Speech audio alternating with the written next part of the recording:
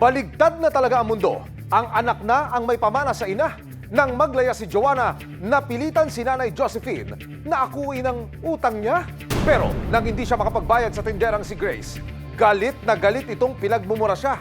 Binantaan at sinampal-sampal pa. December 2022, nang umutang ng 20,000 pesos ang anak ni Josephine sa kilalang nagpapautang sa kanilang lugar na si Grace Bautista. Bukod pa rito, nag-loan din si Josephine kay Grace ng 7,000 pesos sa parehong buwan. Sa kasunduang ito, kailangan bayaran ni na Josephine ang utang sa loob ng 5 buwan. Pero ang problema, nag-left the town ng anak ni Josephine at ngayon, pinababayaran na rin sa kanya pati ang utang ng anak na 20,000. Suma total, 35,000 pesos ang kailangan bayaran ni Josephine kay Grace. Kasama na rito ang tubo o interest kada buwan. O ngayon, ano nangyari dyan sa 20 mil na yan? Nakabayad doon ba si anak mo? Nung umalis po kasi nagkaroon kami ng problema mag-ina. Umalis po sa akin. Sumama po sa asawa, sa Bisaya. Hindi na po nagpakita. Okay. Na hindi ko daw pwedeng. Hindi bayaran yung utang ng anak ko kasi nanay daw po ako. Alam nga naman daw po ibang tao ang mag-ano nung utang na yun. Nanay ako. Nagkasundong magharap sina Josephine at Grace para pag-usapan ang utang nitong May 11. Pumunta po ako sa kanya. Akala ko naman po maganda ang pag-uusapan namin. Ngayon, inaano niya po sa akin na ibigay ko daw, Pinipilit niya po ako magbayad nung araw na yun kung po hindi pa po kami nakakabayad. Ngayon, nangangatwiran po ako sa kanya, nakikiusap ako, ayaw niya po akong pakinggan. Doon po yung pananakit niya po sa akin. Pinagsasampal niya po ako sa harapan ng tindahan niya po. Yung hindi ko maano sa sarili ko, ginawa niya sa akin yung umagang-umaga yun. Ang dalang resibo ni Josephine, ang closed-circuit television o CCTV camera na nakahagip daw sa buong pangyayari. Sa video, tila nag-uusap lang sina Josephine at Grace. Maya-maya pa'y biglang sinampal ni Grace si Josephine sa sa face. Isang sampal lang ho, misis? Hindi po, dalawa po. Tapos nung pangatlo po tumayo po ako. Aanuhin niya po ako, nahawi ko lang po yung kamay niyang ganun. Kasi sasaktan uli ako Hinawi ko pong ganun. Tapos bigla niya po akong ginanon. Sinabunutan mo? Opo, hinila niya po yung buhok ko. Tapos ano sinasabi? Papaalis na po ako. Minumura niya po ako. Mga balasubas daw po kami mag-iina. Wala raw kaming kwenta mag-iina. Minumura niya po ako noon. Nung araw na yun. Tinahiya-hiya niya po ako dun sa ng karsada. Ayon kay Josephine, tila nayanig ang mukha niya sa ginawang pananampal. Parang kumilot po, tsaka umano yung pandinig ko para pong mabingi-bingi ko. Tapos hindi po ako makapasok sa trabaho ko. Eri po yung mga inaano niya, yung mga pinopost niya po, yung mga pagbabanta pa po. Eri po yung pinost kami ng Sige, patingin nga, misis. Pakita mo sa camera ho, ano? Eri po, pagpupost sa ayan, kami, tatlong mag-iina. Ano po nakasulat doon sa post? Yung utang na 20K, saan na tumakas, pumunta sa malayong lugar daw. Okay lang po. Natatakot na po akong maglalabas ng bahay kasi puro po pagbabanta ang ginagawa sa akin.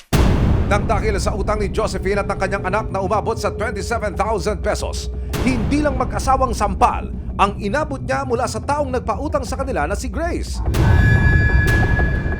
Ang insidente, nakunan pa ng CCTV, kaya si Josephine gustong mapanagot si Grace. Bukod dito, wala na raw siyang mukhang maiharap sa ibang tao dahil sa kahihiyan. Hiyang-hiya na po ako, parit-parito ako sa kanya. Hanggang nga sa umabot po na meron na po pala siyang intensyon na saktan ako nung araw na yun.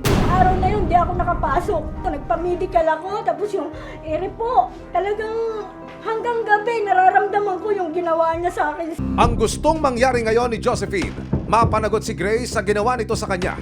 Anong gusto niyong mangyari ngayon? Magdidemanda po ako. Gusto ko po magkaroon ng katarungan yung ginawa niya sa akin hanggang ngayon at sa mga anak ko po. Yung anak ko po isa, nabakon po rin sa utang sa kanya, sir. Ngayon, di po makaahon-ahon. Paano naman yung baka balikan kayo tungkol doon sa utang? Anong magiging usapan natin doon? Tama po, gusto niya makabayad ako ng utang ko at di ko naman din utang sa anak ko.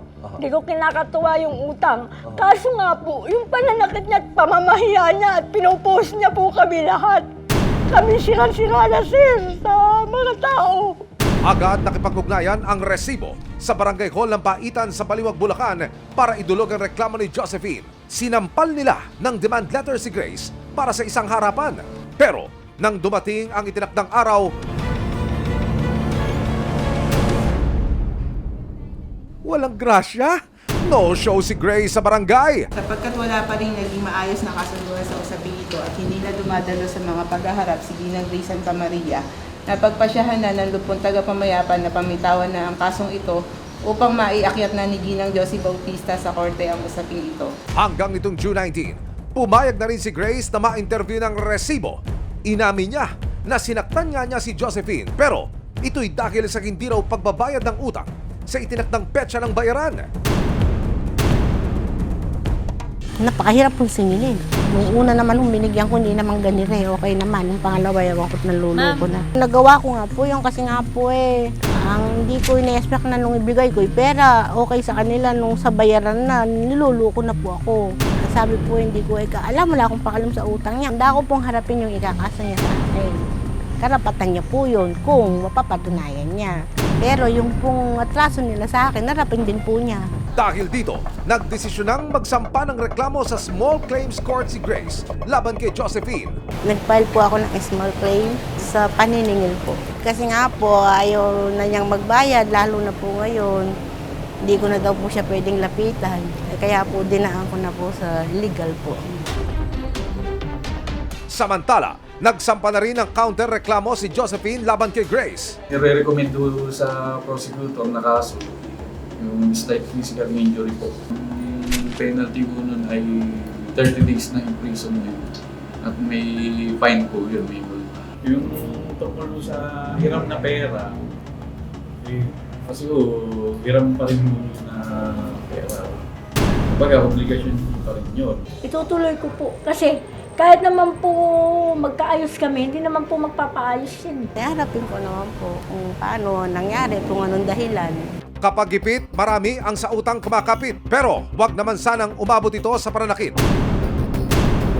Sa tamang proseso lang natin idaan ang singilan. Basta ang malinaw, lahat ng utang dapat lang nabayaran.